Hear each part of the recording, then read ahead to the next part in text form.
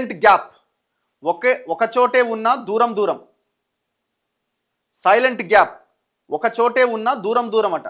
కవిత BRS మధ్య పెరుగుతున్న దూరం, పార్టీలో కొనసాగుతున్న అంతరం, కవిత విమర్శలపైన స్పందించని పార్టీ, అన్న కేటీఆర్ సైతం పట్టించుకోకుండా సైలెంట్.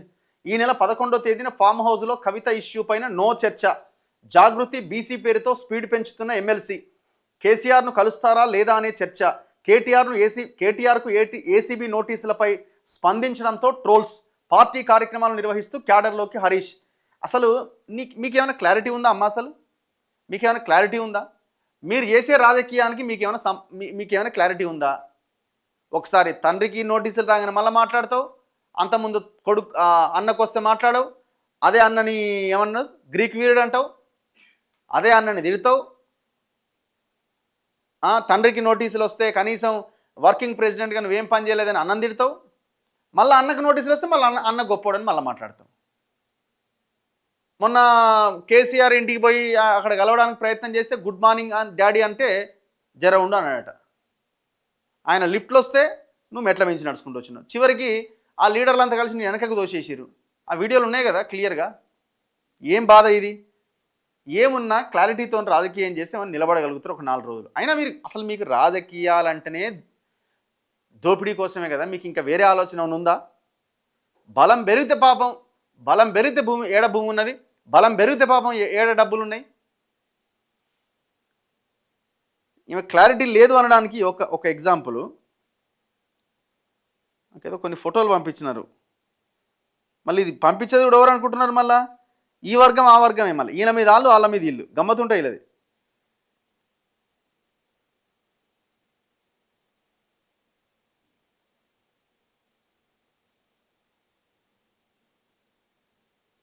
మరి ఇది ఎటు వాయని ఫోటోలు.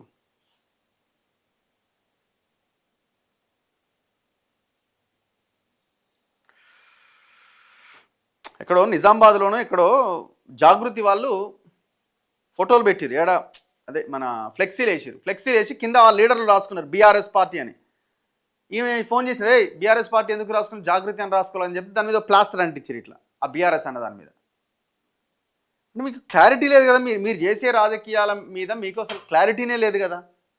అసలు మీరు దూరంగా ఉన్నారా, పార్టీ పెట్టబోతున్నారా, అదే పార్టీలో ఉన్నారా, ఏం జరుగుతున్నది అసలు కనీసమైన ఆలోచన ఉండాలి కదా. ఎమ్మెల్సీ కవిత బీఆర్ఎస్ పార్టీ మధ్య గ్యాప్ కొనసాగుతూనే ఉన్నది. ఎవరికి వారుగా ప్రజల్లోకి వెళ్తూ ప్రభుత్వం పైన విమర్శలు గుప్పిస్తున్నారు. కానీ పార్టీలో ఏర్పడ్డ అంతరాన్ని పూడ్చేందుకు ఎవరూ ముందుకు రావట్లే. పార్టీ అధినేత కేసీఆర్ సైతం కవిత చేసిన విమర్శలపైన ఈవెన్ దేక్తలేటిగా అసలు ఆమెను పట్టించుకోవడమే మానేసినట్ట. చాలామంది ఏమంటారంటే బీఆర్ఎస్ వాళ్ళకి ఫోన్లు చేస్తే వదిలేయండి ఆమెని, మీరు ఆమె గురించి మాట్లాడకండి, సింపుల్, ఆమెను అట్లా వదిలేయండి అంటున్నట్ట కేసీఆరే. మౌనంగా ఉన్నారు. పార్టీలో ఎవరి మధ్య విభేదాలు లేవు, విమర్శలు ఎవరిపై ఎవరు చేయలేదన్నట్లుగా, అసలు ఒకరినొకరు పట్టించుకున్నట్లుగా, ఏం జరగనట్లుగా వ్యవహరిస్తూ పార్టీ కార్యక్రమాల్లో భాగస్వాములు అవుతున్నారు. ఎమ్మెల్సీ కవిత కేసీఆర్ చుట్టూ దయ్యాలున్నాయని హాట్ కామెంట్ చేశారు. అంతేకాదు కేసీఆర్కు కాళేశ్వరం కమిషన్ నోటీస్ ఇవ్వడంపై పార్టీ స్పందించకపోవడం, క్షేత్రస్థాయిలో పార్టీ కార్యాచరణ చేపట్టకపోవడంపై తీవ్ర స్థాయిలో మండిపడ్డారు. కేటీఆర్ విదేశీ టూర్కు వెళ్లడం పైన తనదైన శైలిలో కౌంటర్ ఇచ్చారు. అంతేకాదు కేసీఆర్కు నోటీసులు ఇవ్వడంపై జాగృతి ఆధ్వర్యంలో ఇందిరా పార్కు దగ్గర ధర్నా సైతం చేపట్టారు. అంతేకాదు తాను జైల్లో ఉన్నప్పుడు బీజేపీలో బీఆర్ఎస్ విలీన ప్రతిపాదన వస్తే తాను తిరస్కరించాలని వ్యాఖ్యలు చేశారు. దానికి మాజీ మంత్రి హరీష్ రావు సైతం పరోక్షంగా విలీనంపై చేసిన వ్యాఖ్యలకు కౌంటర్ ఇచ్చారు. అయితే పార్టీ వర్కింగ్ ప్రెసిడెంట్ కేటీఆర్ వచ్చిన తర్వాత పార్టీపై కవిత చేసిన విమర్శలపై చర్యలు తీసుకుంటారనే ప్రచారం జరిగింది. అప్పటి వరకు నేతలు ఎవరూ మాట్లాడొద్దని పార్టీ అధిష్టానం సైతం ఆదేశాలు ఇచ్చింది. ఈ నెల 7వ తేదీన కేటీఆర్ విదేశీ పర్యటన ముగించుకొని హైదరాబాద్కు చేరుకున్నారు. కానీ పార్టీపై చేసిన విమర్శలపై స్పందించలేదు. కనీసం పిలిచి కూడా కవితతో మాట్లాడకపోవడంపై పార్టీ నేతలతో పాటు రాజకీయ వర్గాల్లో హాట్ టాపిక్గా మారింది. కవిత వ్యాఖ్యలు పార్టీకి డ్యామేజ్ అయ్యేలా ఉన్నాయని పార్టీ నేతల అభిప్రాయం వ్యక్తం చేశారు. అయినప్పటికీ పార్టీ అధినేత కేసీఆర్ కానీ వర్కింగ్ ప్రెసిడెంట్ కేటీఆర్ కానీ స్పందించలేదు. అంటే కావాలని కవితను దూరం పెడుతున్నారా, లేకుంటే రాజకీయ వ్యూహంలో భాగంగానే పార్టీ అధినాయకత్వం సైలెంట్గా ఉందా అనేది కూడా చర్చ జరుగుతున్నది.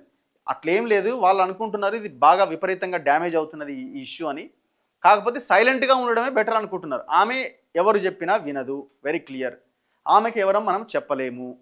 సో సైలెంట్గా ఉంటే ఆమె పని ఆమె చేసుకుంటూ వెళ్ళిపోతుంది అన్న ఆలోచనలోనే కేసీఆర్ ఉన్నట్టుగా కనబడుతున్నది. కవిత ఇష్యూపై నో కామెంట్స్. విదేశీ టూర్ ముగించుకొని వచ్చిన తర్వాత కేటీఆర్ తెలంగాణ భవన్కి వచ్చారు. హరీష్ రావు కాళేశ్వరం ప్రాజెక్టుపై ఇచ్చిన పవర్ పాయింట్ ప్రజెంటేషన్ చూశారు. ఆయన సైతం ప్రభుత్వం అనుసరిస్తున్న తీరును దుయ్యబట్టారు. ఈ నెల 9వ తేదీన హరీష్ రావు కాళేశ్వరం విచారణ సమయంలో కూడా భవన్కు వచ్చి కేటీఆర్ మద్దతు తెలిపారు. నేతలతో భేటీ అయ్యారు. కానీ ఎక్కడ కవిత విషయం లేదట. ఎక్కడ కవిత విషయం మాట్లాడతలేడట. మాట్లాడాడు, ఎందుకంటే వాళ్ళిద్దరికి అసలే పడదు. జాగృతి పైనే కవిత దృష్టి పెట్టింది. కవితపై కేసీఆర్ కోపంగా ఉన్నారనే ప్రచారం. అదే కదా మొన్న గుడ్ మార్నింగ్ చెప్తే ఉండు ఆగు అన్నాడట.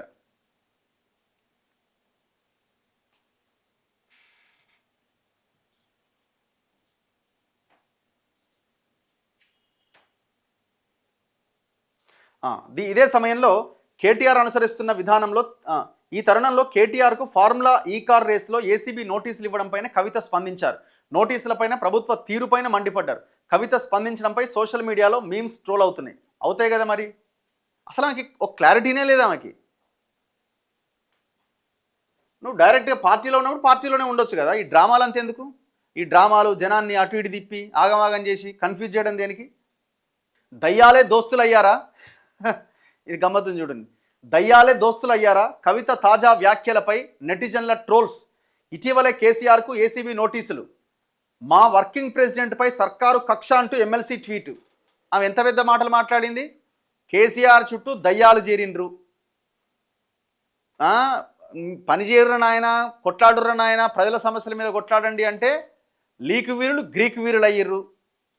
వర్కింగ్ ప్రెసిడెంట్గా ఉన్న మా అన్న పార్టీ కోసం ఏం పని చేసిండు, తండ్రికి నోటీస్ ఇస్తే కనీసం మాట్లాడలేదు. ఇది కదా కవిత కేటీఆర్ మీద కార్నర్ చేసి మాట్లాడింది. మళ్ళీ ఇవాళ అదే కేటీఆర్కి రాష్ట్ర ప్రభుత్వం నోటీసులు ఇస్తే, అదే ఏసీబీ నోటీసులు ఇస్తే అట్టెట్టిస్తారని మాట్లాడుతున్నది. జనం ఏమంటున్నారు? దయ్యాలు దోస్తులైనా అని అడుగుతున్నారు. దీనికి కవిత మీరు ఏం ఆన్సర్ చేస్తారు? గతంలో కేసీఆర్ ఒక్కరే తనకు నాయకుడు అని కామెంట్. ఎమ్మెల్సీ తీరుపై బీఆర్ఎస్ పార్టీలో చర్చ. మొన్నటిదాకా ఏమన్నది? నేను ఓన్లీ కేసీఆర్ నాయకత్వంలోనే పనిచేస్తా, నాకు కేసీఆర్ తప్ప మిగతా ఎవరూ నాయకులు కాదు అన్నది. మరి ఇప్పుడు ఎవరి గురించి ట్వీట్ చేసిర్రు? మళ్ళీ కేటీఆర్ నాయకుడు అంటుంది. అంటే మీరు చేసిన బెదిరింపులు, మీరు చేసిన బ్లాక్మెయిల్ వర్కౌట్ కాలేదు, ఇక మళ్ళీ ఉన్నదానికి నుంచి బయటికి దోస్తట్టున్నారు. ప్లీజ్ ప్లీజ్ ప్లీజ్ ప్లీజ్, లేదు లేదు లేదు దగ్గరికి తీసుకున్నాను మళ్ళీ అనే ప్రయత్నమా?